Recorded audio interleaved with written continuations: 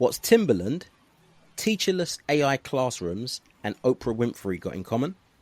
They're all things we're going to talk about this week in the AI news. So let's discuss.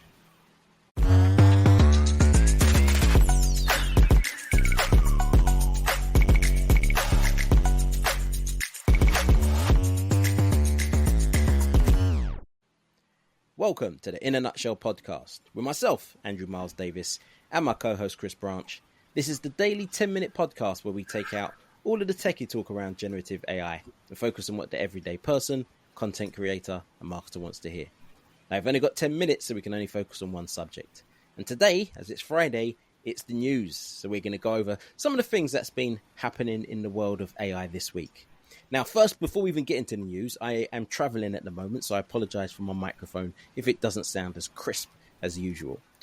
So, one of the things that kind of came across our radar this week was the UK's first teacherless AI classroom, and it's set to open at David Game College in London starting this month, actually, so it'll be interesting to kind of see what happens.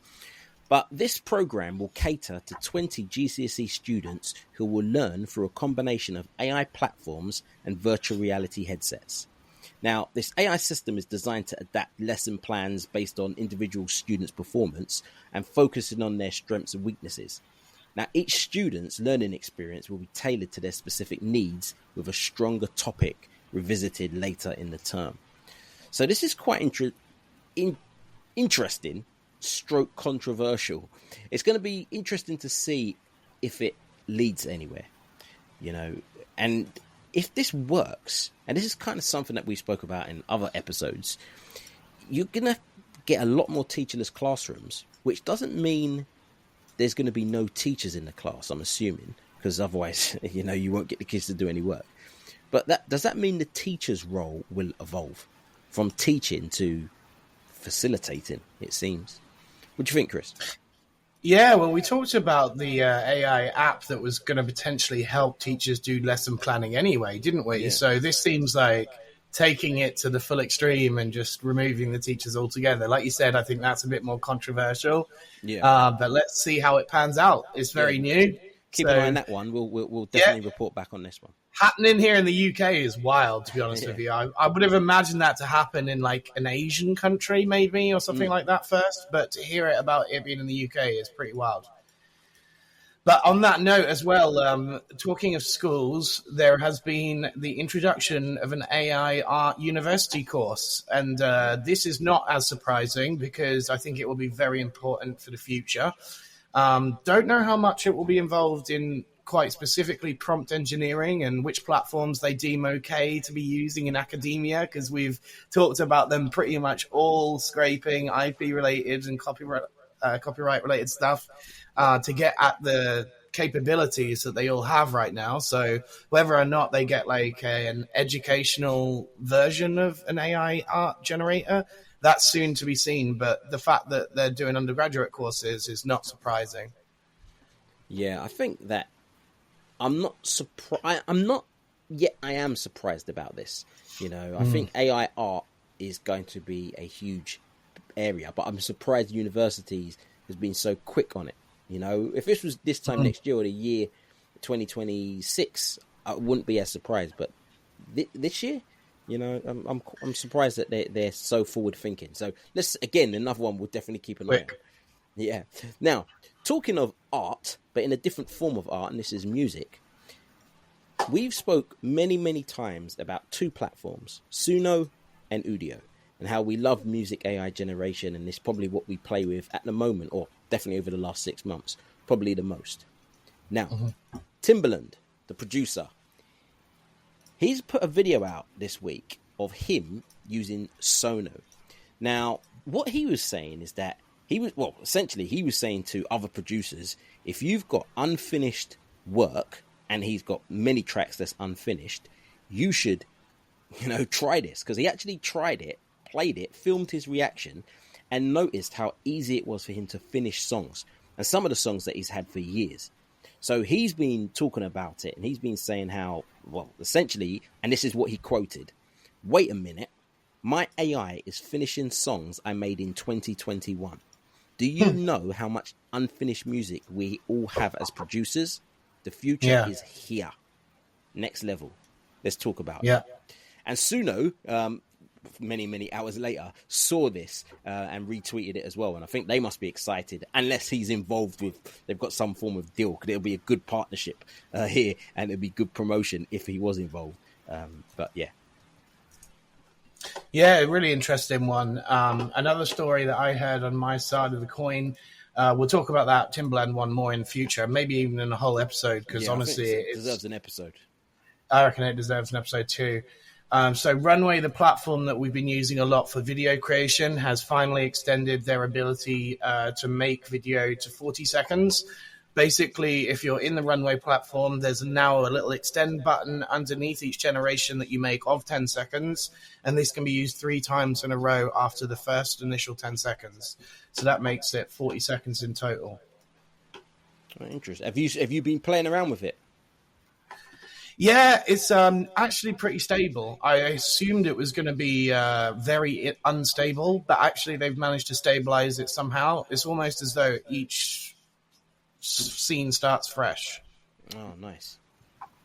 It's interesting they've made it 40 seconds, because there's not many scenes in film which last more than 40 seconds. No. I think they've kind of said to themselves, like, if we can make it this covers almost everybody. You know, nearly everything. Yeah, pretty much. Yeah, almost everybody. So I think that's quite interesting, and it's really kind of looking at the future of video generation. And talking of the future, on September the 12th, so this is September the 6th that you're hearing this.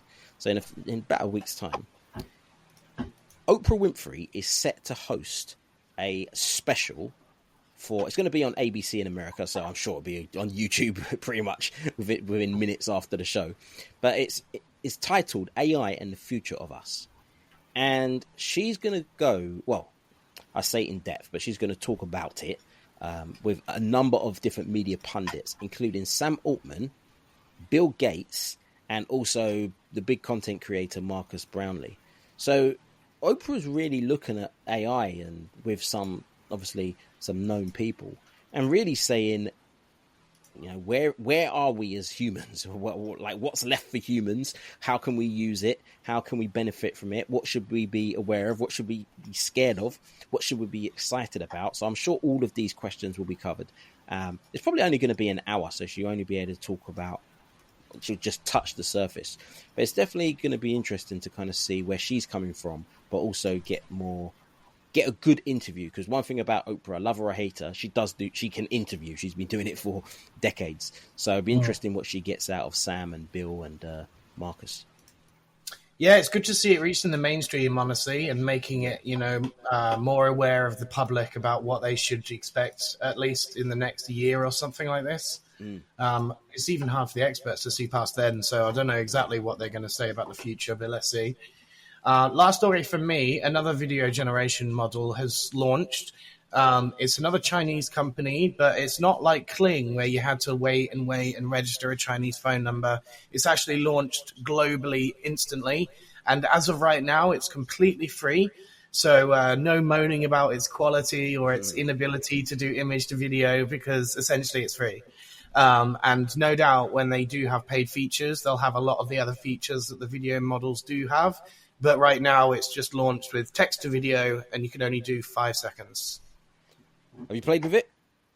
No, not yet. But I was intending to have a go this afternoon.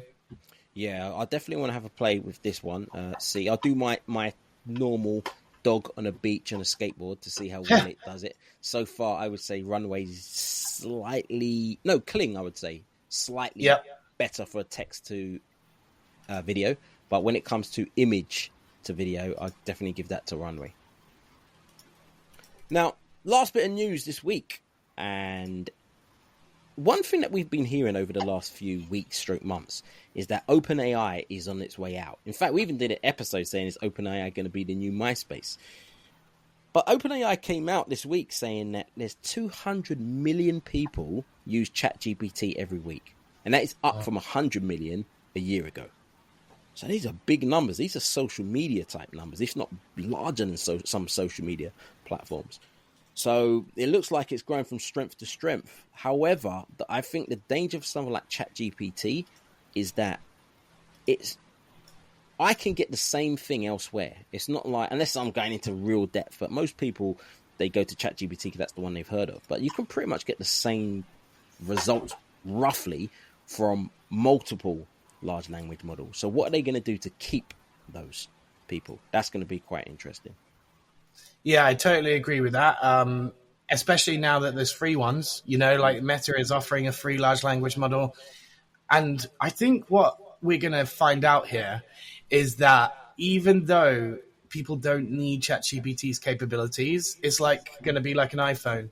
And my mum will have the latest one, even though she only uses one of the features. Yeah. So I reckon that's genuinely what it's going to be from now on. Is like people don't need this level of large language model, but they're going to have it anyway because that's the cool newest thing to have. As they say, better the devil you know. And that, in a nutshell, is the news this week.